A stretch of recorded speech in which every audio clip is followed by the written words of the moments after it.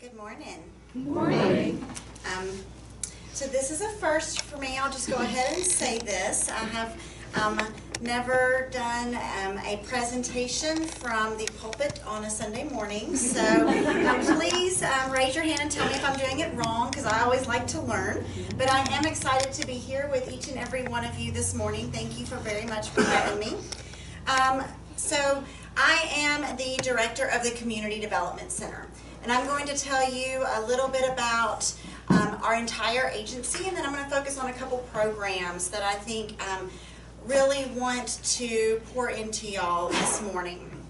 So the Community Development Center was actually founded as the Child Development Center in Shelbyville in 1972. And we were serving children in the basement of the Episcopal Church, the Redeemer, because that's where we could find a location to serve the children with disabilities and special needs that either needed to prepare to go to school or back in the 70s were not being able to be taught in school because of their special needs and or their disabilities. And when I say special needs and disabilities, that is a wide gamut.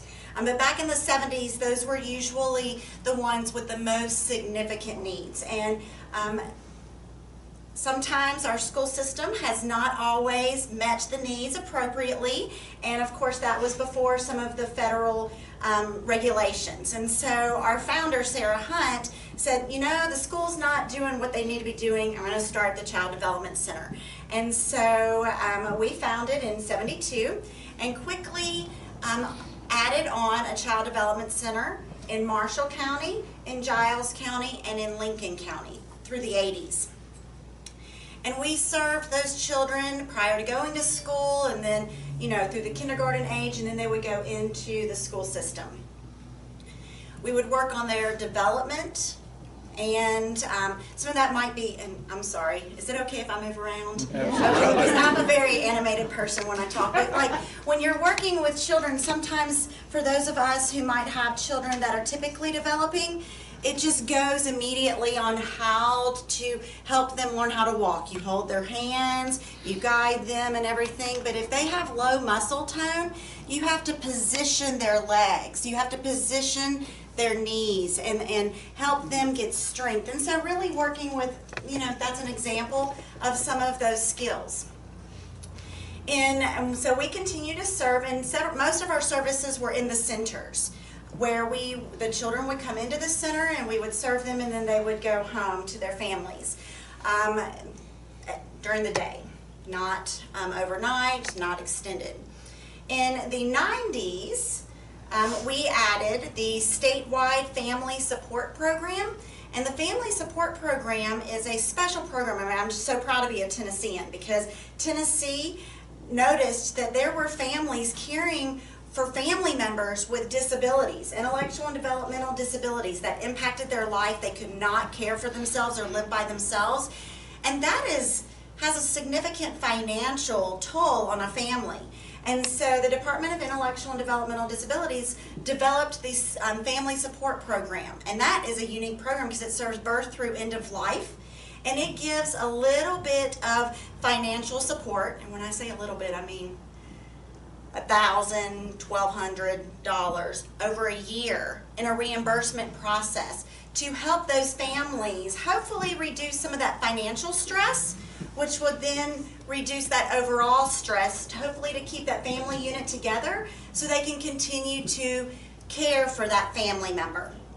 And some of those examples might be, a lot of ours is medical travel. So we know families from Tullahoma that have to drive to Nashville weekly for doctor's visits. That can be expensive. So we do reimbursement for medical travel. It can be assistive technology, hearing aids, glasses. Medicaid only covers a set of glasses every year, every 2 years for a child.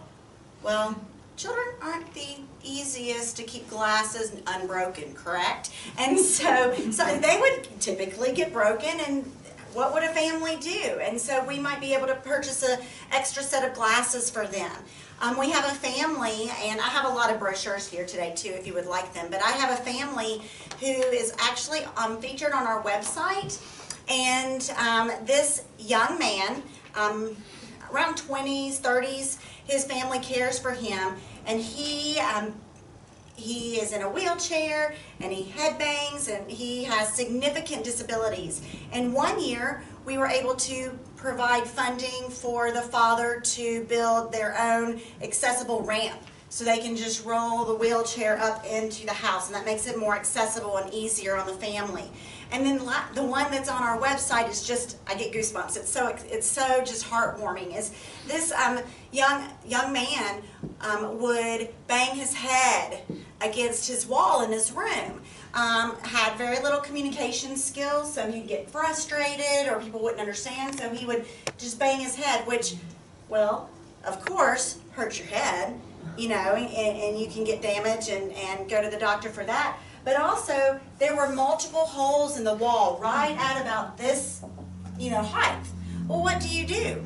Well, they came up with a really creative idea. And you know those foam squares that, you know, you see in a lot of children's centers that have the alphabet or whatever, but they're also multicolored. So we were able to provide funding for the father to cut out this whole area of the wall right around that head area and put in those foam mats. So now when he bangs his head or he gets frustrated, it's no longer putting holes in the wall, and it's also no longer hurting his head because it's softer, it gives more. So those are a couple examples for our family support program that we added in the 90s. And of course that was birth through end of life. And we were the Child Development Center. So we're now serving more than just children. And also in the mid-1990s, we added our Independent Support Coordination Program. And so how many of y'all are familiar with the Skills Development Center in Tullahoma?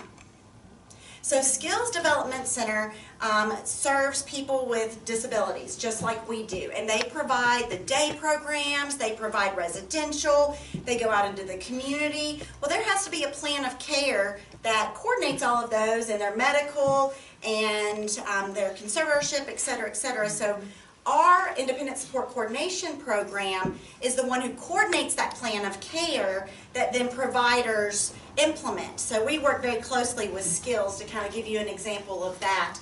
And those are for individuals that are, again, on the Medicaid waiver. That is a home and community. They live in their homes or in the community, and they are those with the most extensive intellectual and developmental disabilities. And so, again, those two programs were added in the 90s, and they're not serving children or just children. So we had to really strategically think, okay, we don't want to call ourselves a child development center because that doesn't really capture the breadth of who we are anymore. So we changed our name to the Community Development Center, but we also are still the Child Development Center because we have those programs. So fast forward into the 2000s, and the federal best practices for early intervention, or the child development services that we provide, became we need to provide these services in their natural environment. We need to be in the homes, we need to be at grandma's home, we need to be in the child care center, wherever that child spends most of their day. Because if they're just coming into our centers for a couple hours a week and then going back home, then someone wants mama.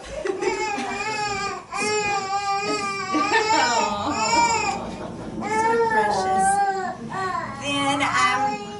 Then we're not really using our full set of tools. Who is with that child the majority of the time of the day? Mom is. Yeah. You know, grandma who keeps the child when the parents are at work, or the child care centers. So we then started providing all of our services in the natural environment. So we started saying goodbye to the children in our centers. And our centers stopped seeing children in those, I hate to use the word, but facilities. So anyway, in the centers. And we became home and community based as well. So that means that I would go, or my staff would go into the home, and we would work and coach and train those parents or those caregivers. So then therefore the couple hours a week we might have the child in the center then turns into a enormous amount of hours that that parent or caregiver can work with that child on those low muscle tones, on the speaking all the different languages and words that that child needs to hear, on being able to work on sitting at the table with their family and eating dinner, on bath time, on anything that's happening in the house. We don't have a bathtub in the center, so we couldn't really work on some of the struggles that come around bath time. So this opens up the ability for us to do so much more, as well as training those parents and caregivers to do this with their child 24 hours a day, or, well, however many hours the child is awake, sometimes feels like 24 hours. And really grow in their knowledge and expertise on what their child needs to be able to do that. Well, we also recognized probably 6 or 7 years ago that there was an increase in children being diagnosed with autism. And I'm sure y'all have heard about the diagnosis of autism or autism spectrum disorder. Well, there's a lot of reasons why that we started to see an increase in this diagnosis, but we recognized that there were no services in our area to be able to come and support that child or provide the therapy that that child needs or those families. And so my early childhood director and I wrote grants, and finally one was funded, and we were able to open the Children's Center for Autism in our Marshall County Center. Yay, we're putting our centers back into use. And so that was exciting for us, but also what was more exciting is we were able to bring a much needed therapy and a much needed service into our rural communities that our families were not being able to get. We were hearing over and over, and we still hear this, that our children would get on a waiting list of 6 months to a year to be able to go to Vanderbilt to get a diagnosis. And then when they got that diagnosis in Vanderbilt was having a very hard time saying this, but they had to be factual and say, here's some paper, here's some resources. Unfortunately, there's no services in your area that we can recommend because there are none. And so we were able then to become one of those. So we were very excited. Lewisburg, again, Marshall County, was our first Children's Center for Autism. It opened a little over 3 years ago. And we had a plan to expand a couple different ways in 10 years. Within 6 months, we expanded 6 different ways. That's how significant the need is in our communities. We had a family with 2 children that were accepted into our program from Grundy County, and they would drive 3 days a week all the way to Lewisburg to receive services because they were seeing such a wonderful impact. Now, the services that we provide in our Children's Center for Autism is ABA therapy, Applied Behavior Analysis. It is the only medically and empirically supported evidence-based practice for children with autism. And we were able to provide that. Our clinical therapy program is 18 months to 5 years old, and we quickly heard that there was such a greater need. So then we expanded up to age 12, and we call that behavior consultations. That would be, they would come in maybe an hour a week because they needed some supports for after school or for home. And so we would work with them.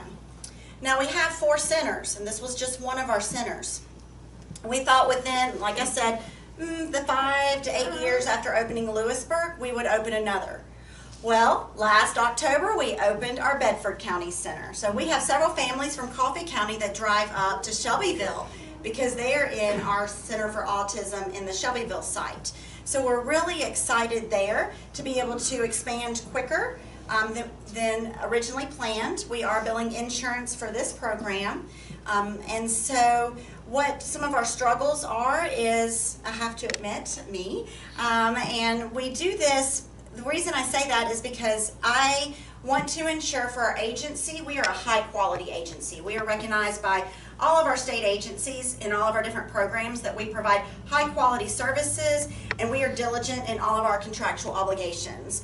And so I want to make sure that our autism program starts out, grows, is very purposeful and meaningful in its growth, and continues to provide quality services and then grow, versus quantity and recognize, oh wait, we've missed the boat on some of these. So right now we are seeing children graduate out of our program. That is just so exciting. We have one of our kiddos that opened our site in Lewisburg. He came in at 2 years old and was nonverbal, could not talk, would have extreme behaviors, had self-injurious behaviors, could not sit still, could not sit, we call it could not attend, so could not sit in like that circle or a classroom or even at a table for snack or to do small little projects to help his development.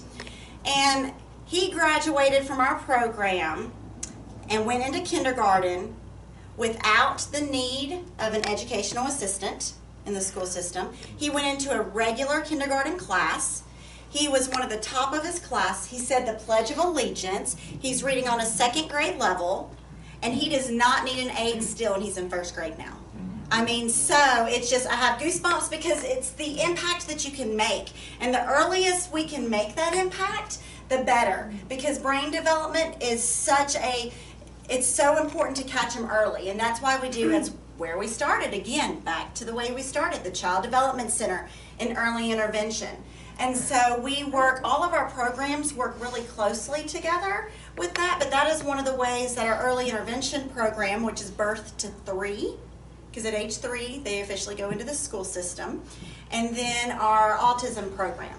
And then our family support program also supports them because we have families that are in early intervention that have special dietary needs. Their child might have a G-tube, can't eat, have feeding therapy, need special nutrition because they're medically fragile. And so we can use family support money to purchase special dietary needs. For our autism program, we can use family support money to purchase an iPad and a special app called ProLoquo to Go that helps with that communication. So if they don't have those verbal skills yet, they're able to communicate by a device that we set up for them that they can tailor specifically for them with pictures of things they need to be able to communicate. And a lot of it is all about communication. If you could not communicate, you would be frustrated too, I'm sure. Somebody's like, do you want to eat? Are you hungry? And you can't say anything, but you're really hungry. And they're like, oh no, not hungry. And then yes, I am, and you get really, you're really hungry. And so being able to work on those, sometimes it helps with that app to be able to say, yes, I am hungry. And so, yes, I want green beans. No, I do not want pizza. Wouldn't that be really good, right? Yes. I have 2 teenage boys. Pizza is a staple at my house, unfortunately, but they also eat their green beans. And their broccoli, that's good.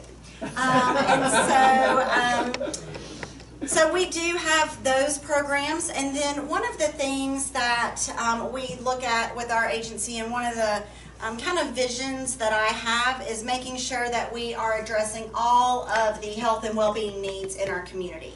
Our mission is to serve people with disabilities while also addressing the health and well-being. And so that may or may not be someone with an intellectual disability, but if we can help, we try. And so 1.5 years ago, we recognized the need to create an employment services program. Actually, we recognized that about 6 years ago, but it's taken a while for us, again, to be in a state and also make sure that we have quality program developed to be able to implement. And so we provide employment services through vocational rehabilitation for individuals with all types of disabilities. So we're serving those in our community with mental health, physical disabilities, veterans, intellectual developmental disabilities, and several other types that might come in through vocational rehabilitation.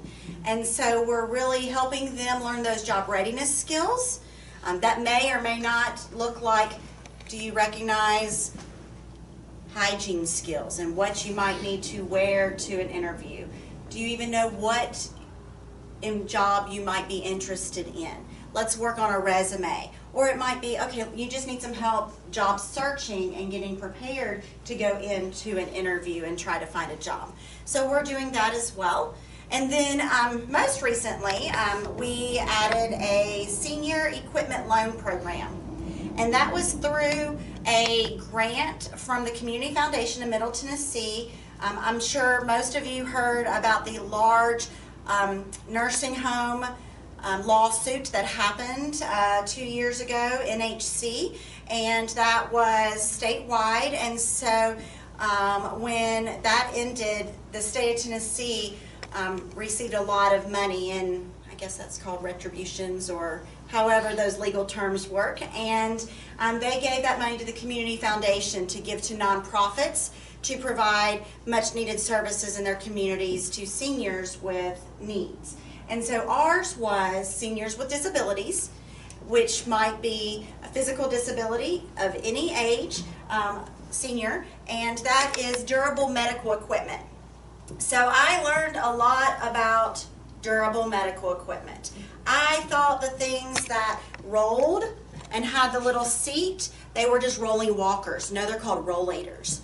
Did not know that, but we have a lot of rollators. We have wheelchairs, we have scooters, we have lift chairs, we have the table that's like a beside hospital table that can raise. We have shower chairs, we have bath benches, we have toilet seat risers, and separate toilet commodes that can be in their room if they're needed. And so that is something that we're able to provide. That's not, intellectual or developmental disabilities, but that's seniors that need something. And it's a loan program, and there's no financial requirements or anything. It's just you call and you say, hey, my sister has just had hip surgery and she needs this, and we do not have Medicare will pay for it, but our deductible is this much. Well, okay, you can have this for free, or we'll loan this to you for free, and then you don't have to worry about that deductible. And so that helps a lot, especially with allowing the seniors to be in their homes and be more mobile. We had one lady, I actually just drove all the way to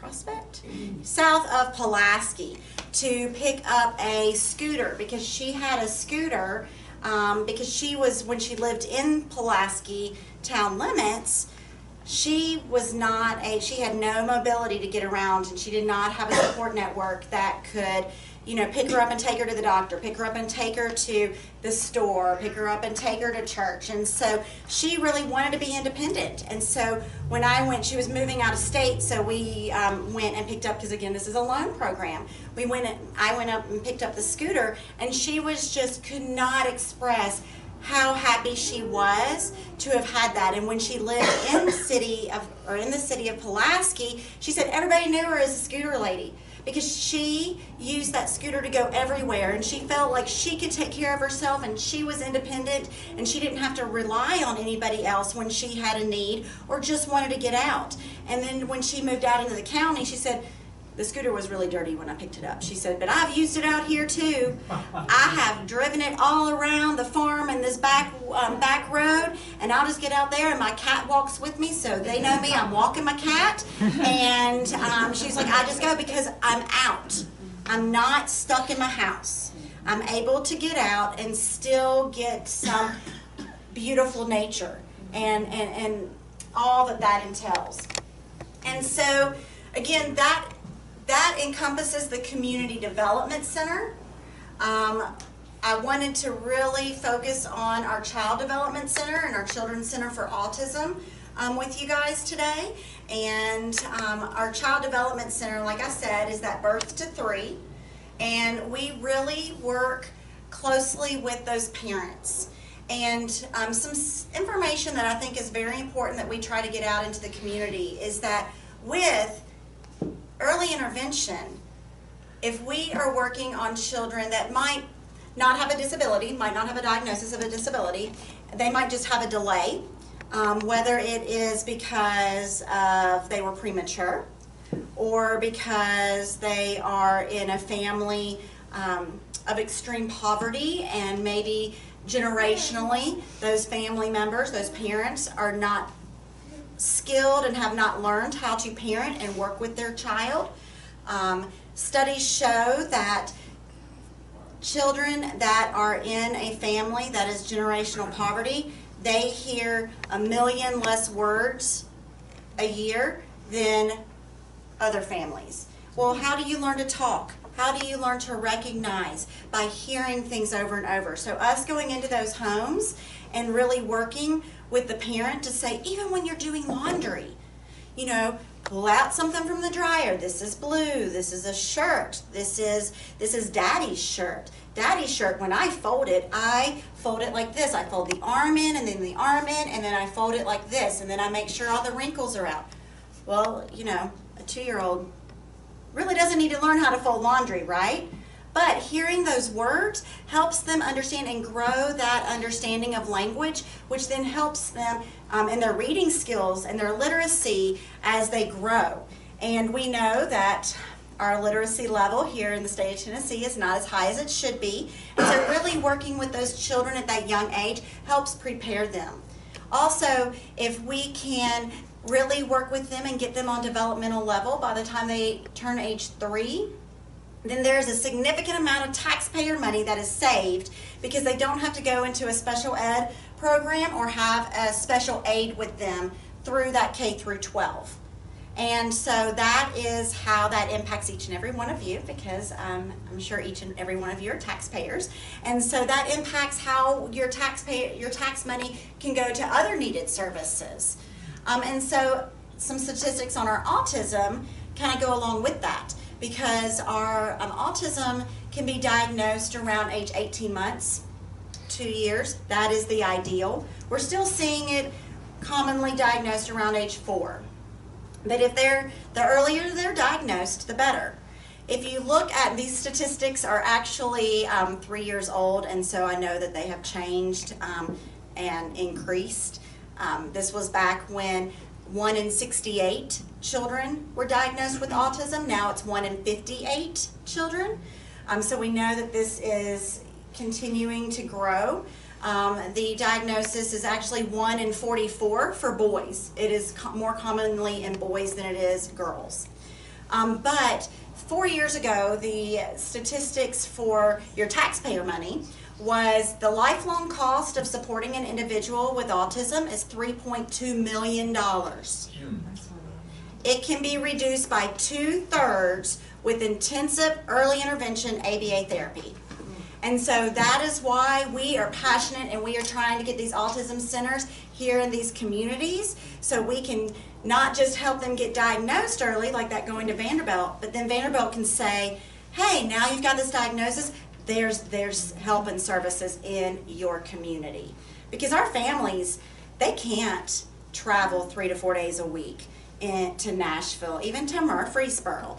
And so it is something that we want to be here, be our community members providing for our community members. Because even if you can afford to go to Nashville, who really wants to drive into Nashville daily? Have any of y'all? Yes. I live in Rutherford County. I live in Smyrna. So once a week when I have to drive to, or once a month when I drive to Nashville, my 23-mile commute to my meeting is about an hour commute, whereas my 40-mile commute to Shelbyville every day is 45 minutes, 50 minutes. So, and I'm not in traffic, and I love the community. And so, so that is a little bit about who we are, why we do what we do. And I want to leave you with one just very amazing story. And this is an amazing story of a community member here. Jason Bogle, I don't know if any of you know the Bogle family. They're from Manchester. Jason was in our Child Development Center in Bedford County when he was young. He has cerebral palsy, and he went through our Child Development Center and then went to school. He played soccer. He then went to get to MTSU. Now Jason does not does not have the best verbal skills. You have to really pay attention to Jason because he has very limited verbal skills. He writes with his toes, and he has mobility concerns and issues. Jason graduated with his bachelor's from MTSU, went back and got his master's, has graduated with his master's for MTSU. He now is employed at MTSU in their IT department, and he is on our Coffee Franklin Moore Advisory Board here that we meet quarterly at the Celtic Cup. And he supports our golf tournament. He is just amazing. And the doctors, their diagnosis that they gave the family when Jason was little was none of these things would be possible. He will be at home for the rest of his life. And look at him now. Not just because he had early intervention, not just because he has the support of services with disabilities, but because we, community members, support him and empower them and encourage them and recognize that individuals of all different abilities are important members of our community, and we cherish that and celebrate that. And so with that, I'm going to, I don't know if I open it up for questions, but I wanted to share that story because he's here.